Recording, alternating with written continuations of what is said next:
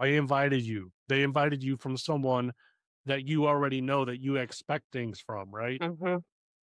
It's just it's a fascinating way of doing it. It's the same thing with social engineering for hackers.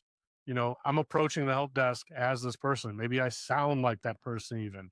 Like you mapped his voice, great, because I have his voice already locked in. It's already in my deep fake.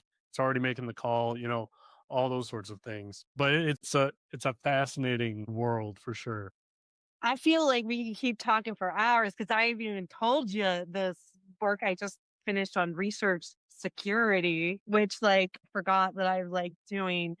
And also in my free time right now, I'm actively writing a spy espionage, a Cold War spy espionage screenplay.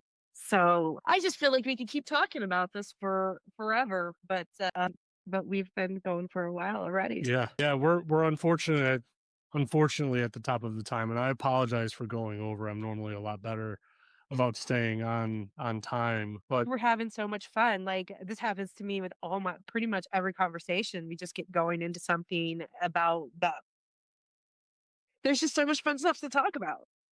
yeah. Well, that just means that I'll have to have you back on sometime. Yeah, well, anytime, anytime, Yeah. Joe. Just let me know.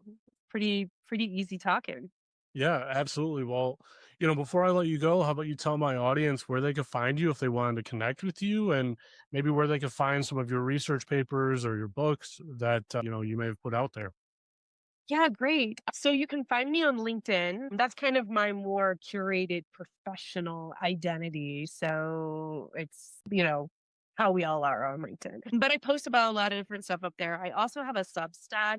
It's cybersecurity futures substack.com. And I kind of try to keep that on cybersecurity futures related, although I'm writing this spy espionage screenplay. So I might kind of talk about that or movies or things I'm watching with that. I've got some books on Amazon, the Cyber Attack Survival Manual, which probably will be extremely boring to everyone in your audience. You probably all know everything in it already. It's more for like giving it to your mom or like to someone who is not like us, doesn't know about it. It does have some really fun stories in there.